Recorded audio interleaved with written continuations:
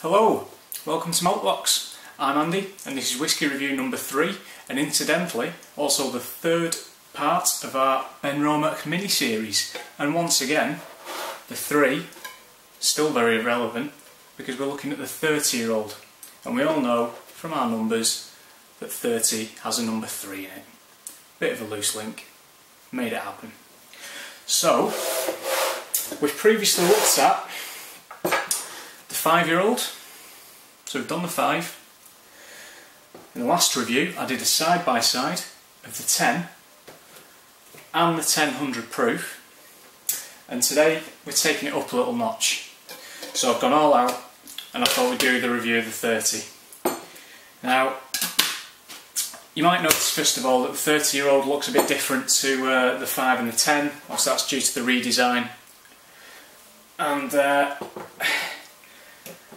the actual spirit itself was distilled during the previous owner's tenure, and the previous owner was United Distillers. I nearly said United Utilities then, who look after my water. Good start. So it was United Distillers, who now we know as Diageo, very large company. It was originally released in 2011, so the 30-year-old first came onto the market in 2011. This particular batch that I have, judging by the bottle code on the back, was bottled on the 14th of April 2014. So this puts this whisky round about 1984 in age, if that is the case. Now, just putting it out there, I wasn't even born then, so it's quite a privilege to be able to try a whisky that has been around longer than I have. Apologies in advance if I've made any of you roll your eyes and, God, whippersnappers drinking all the whisky. The 30-year-old, as you can see, it's got a lovely colour, the same, well not the same colour, but it's got a lovely colour akin to the 10 and the 1000 proof. That is because it was matured in a combination of first fill and refill sherry casks for the full 30-year period as well. It's been bottled at 43%, not 34%, that would be a crying shame, and it wouldn't legally be allowed to call whisky either. Natural colour, to be honest, I can't find out if it's chill filter, or I've not noticed anywhere to say that it has or if it hasn't, so we'll give them the benefit of the doubt initially. Let's give it a pop. Oh. Each bottle playing its, singing the song of its people.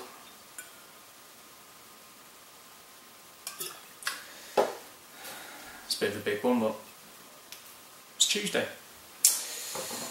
which is when I'm recording it. So again, just a nice spin around the glass. I'd sort of describe the colour as being deep straw rather than a kind of coppery or amber.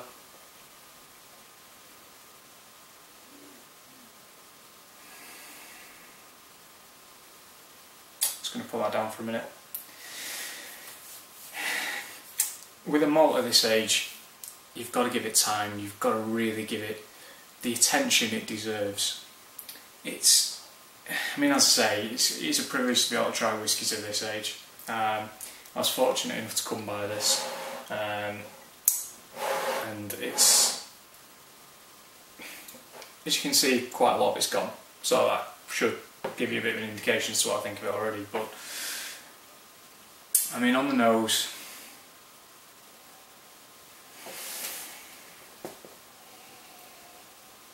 it's very complex, very rich. Initially it's quite closed, it's going to take a little while to open up, but very rich honey, sort of like a heather honey. I know it's a bit of a cliche again in a lot of whisky reviews, a lot of people cite Manuka honey or orange blossom honey and various other things, but it isn't your sort of standard Tesco's own off the shelf honey. It is a much deeper honey than that. There's also chocolate on there, sort of like cocoa powder. It's really coming into its own now. You've got things like dry cranberries, you've got that nuttiness that again we saw in the 10s.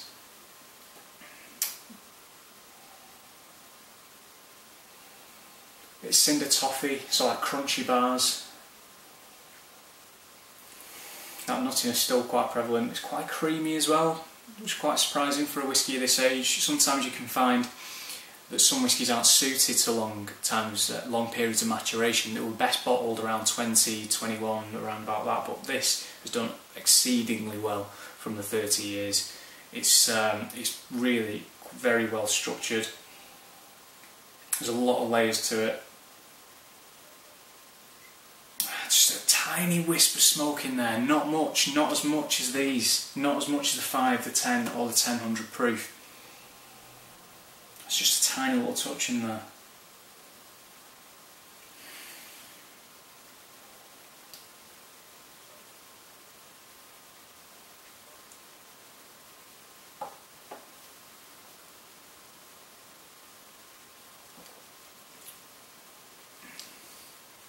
It's good. I'll be honest, it's good. You've got a lot more smoke on the palate, but again we're not talking like an Ardbeg or Ilfroy. It's just binding the flavours together. It's a recurring theme. It's very sweet. You've got strawberry jam, you've got honey again, porridge oats, like a cherry yoghurt, which I know sounds odd, but it does work really well.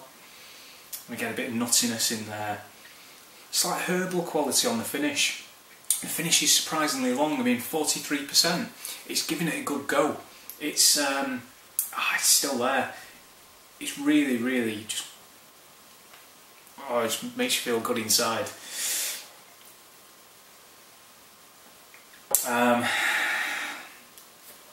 Lovely legs. Nice tears on there. It's a very oily mouthfeel. Normally I don't drink it with water, but I'm going to put a bit of water in there in a moment, because to be honest with you, personally I think it doesn't need it, but we'll give it a go. Going back to the nose, the creaminess is really coming out. You've kind of got like marshmallows, you know, when you put marshmallows over a fire or a candle when you were a kid, you know, the outside kind of burns a little bit, but the inside goes really sort of soft, gooey and creamy. It's a bit of leather, like older leather if you've got like an older leather jacket.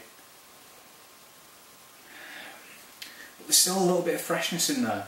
I mean, what we saw with the 5-year-old is kind of like apple peel, a bit citrus, and you know what? It's still there as well. It's very, very complex whisky.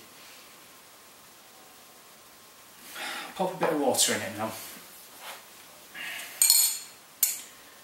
just going to put half a teaspoon. That's more like half. I can't measure very well. Just give that a little trip round there. You can still buy the 30-year-old. It still comes in this design, I believe.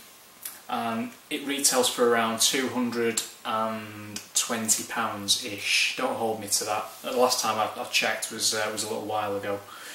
So it's over £200. So this is one that's a bit of a special occasion to buy. It's birthday, Christmas, if you feel like treating yourself. And I've got to be honest, I've not spent £200 on a whisky before. The most I've ever spent on a bottle of whisky, 75 quid. £75. I was fortunate enough to come into this particular bottle as I actually manned the Benromach stand at the Manchester Whisky Festival in 2014. And at the end of the day, the people that ran it basically just said, "Cheers for coming along, you know, good work, just grab a bottle if you like." Just right, okay, will do. It was already open, and here we are. So it is a very, very, I'd say it's a prestige whisky in a way, but the sort of refreshing thing about that again is that it doesn't come with these daft wooden boxes and crystal decanters like you see other brands doing, and the price tag to match it. I mean, 30 years old at 200 quid isn't the most expensive 30-year-old that I've seen from an official bottling point of view. You generally get a bit more for your money in the independent bottling market, which is something we're going to come on to in later reviews.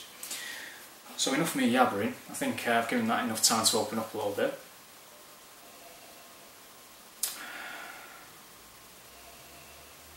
The nose gets a bit sweeter, but a lighter sweetness, sort of syrupy. A bit like maple syrup. Still a bit of honey in there though as well.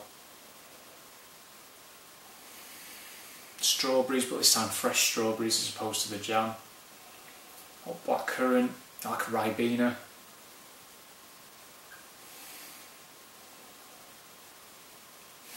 That smoke's still there a little bit, but the water's knocked it off a slight amount. Bit of woodiness in there now.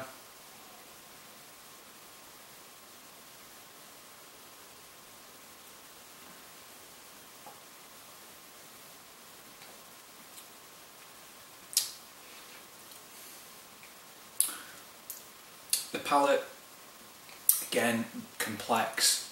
It's got a little bit of kind of like an ozone-y flavour to it. It's still quite cereal led. So, you know, think your porridges, think your crunching up cornflakes, as stupid as that sounds, and I'm probably going to get ribbed for that. Shreddies, honey again. Chocolate, I mean the chocolate's certainly coming through on the finish. It's really spreading over your tongue. It's an enjoyable dram. You've got a bit of cinnamon in there, some nutmeg, definitely nutmeg in there. Cliche, Christmas cakey type flavours, sort of your salt raisins. Got a bit of cherry in there again. It just keeps giving it. It's 43%. You wouldn't have expected it or thought it would be 43%. Does a damn fine job of it. So yeah, that's as you can probably tell, I quite enjoyed that.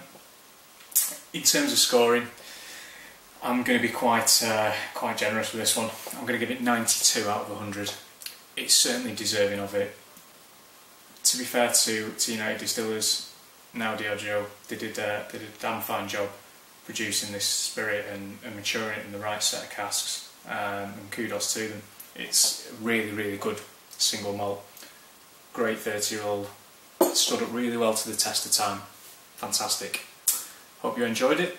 In the next review I'm moving slightly away from Speyside and we're heading to Islay, where I'll be looking at the Lafroig 18-year-old. Thanks for tuning in.